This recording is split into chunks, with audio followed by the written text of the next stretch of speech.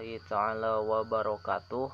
Perkenalkan, saya Agung Permana. Saya salah satu mahasiswa dari Institut Agama Islam Darussalam Ciamis dari Fakultas Tarbiyah Prodi Pendidikan Agama Islam semester 5C.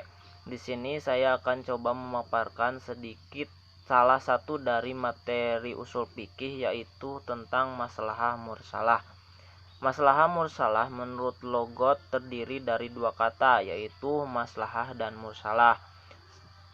Sedangkan kata mursalah berasal dari kata kerja yang ditasrifkan sehingga menjadi isim fa'il, isim maf'ul, yaitu arsala yursilu irsalan mursilun, menjadi mursalun yang berarti diutus, dikirim atau dipakai ataupun dipergunakan. Perpaduan dua kata menjadi maslahah mursalah yang berarti prinsip kemaslahatan atau kebaikan yang dipergunakan untuk menetapkan suatu hukum Islam. Juga dapat berarti suatu perbuatan yang mengandung nilai-nilai baik atau bermanfaat. Menurut Muhammad Hasbi As-Siddiqi, maslahah adalah memelihara tujuan syara dengan jalan menolak segala sesuatu yang merusak makhluk. Nah, sedangkan mursalah berarti lepas. Menurut istilah, maslahah mursalah ialah kemaslahatan yang tidak ditetapkan oleh syara dalam penetapan hukum dan tidak ada dalil yang menyuruh mengambil atau menolaknya. Maslahah mursalah itu yang mutlak karena ia tidak terikat oleh dalil yang mengakuinya atau dalil yang membatalkannya.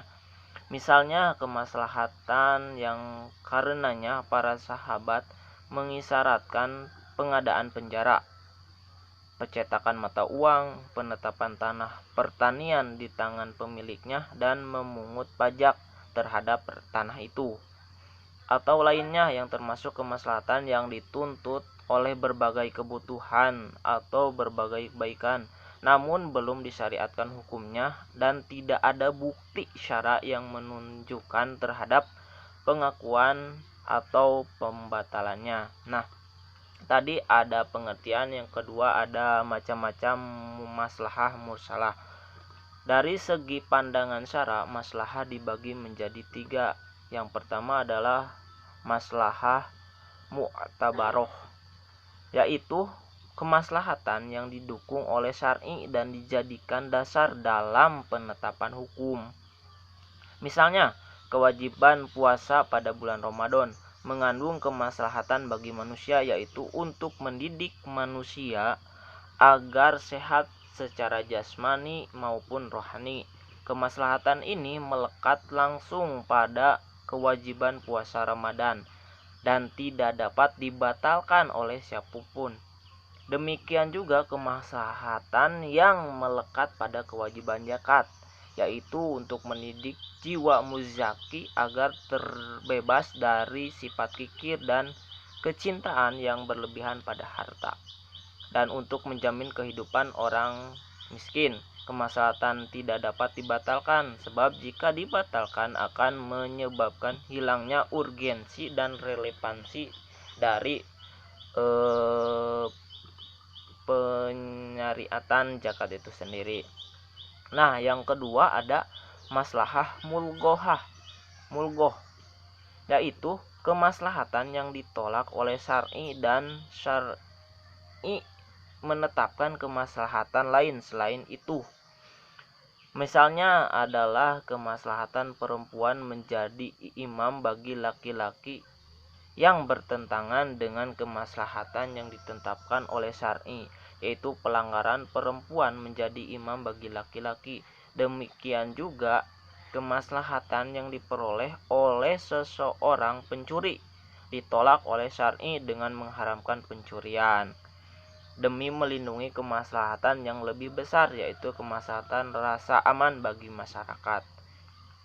Yang kedua ada maslahah mursalah, yaitu kemaslahatan yang belum tertulis dalam nas dan ijma, serta tidak ditemukan nas atau ijma yang melarang atau memerintahkan mengambilnya.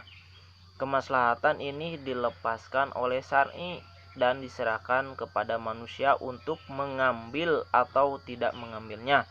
Jika kemaslahatan itu diambil oleh manusia, maka akan mendatangkan kebaikan bagi mereka.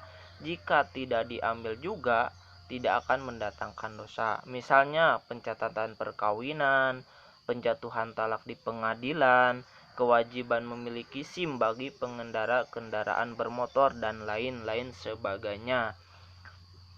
Kemudian, sedangkan ulama usul membagi maslahah kepada 3 bagian. Yang pertama ada masalah daruriyah, yaitu segala hal yang menjadi sendi eksistensi kehidupan manusia harus ada demi kemaslahatan mereka. Bila sendi itu tidak ada atau tidak terpelihara secara baik, kehidupan manusia akan kacau. Kemaslahatannya tidak terwujud baik di dunia maupun di akhirat.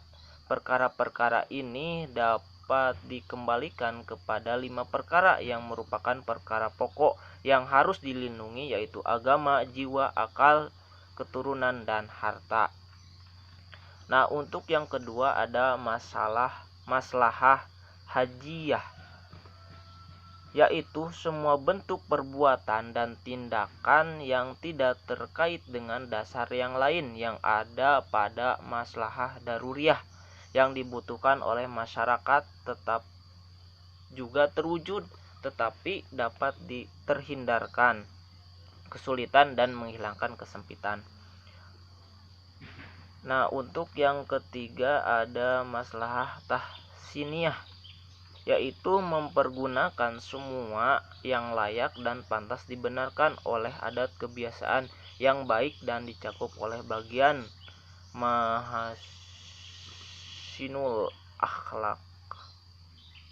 Dalam sumber lain menyebutkan bahwa maslahah tahsiniyah adalah tindakan atau sifat-sifat yang pada prinsipnya berhubungan dengan mendekatkan diri kepada Allah Subhanahu wa ta'ala. Nah, untuk tadi setelahnya ada macam-macam, kemudian ada syarat-syarat maslahah mursalah. Maslahah mursalah dapat dijadikan sebagai dalil dengan syarat maslahah tersebut harus maslahah yang hakiki, kemaslahatan tersebut harus kemaslahatan umum, dan kemaslahatan tersebut sesuai dengan maqasid al-syariah dan tidak bertentangan dengan dalil lain syara. Oke, terima kasih. Itulah salah satu pemaparan dari saya. Mohon maaf bila masih ada kesalahan. Wassalamualaikum warahmatullahi wabarakatuh.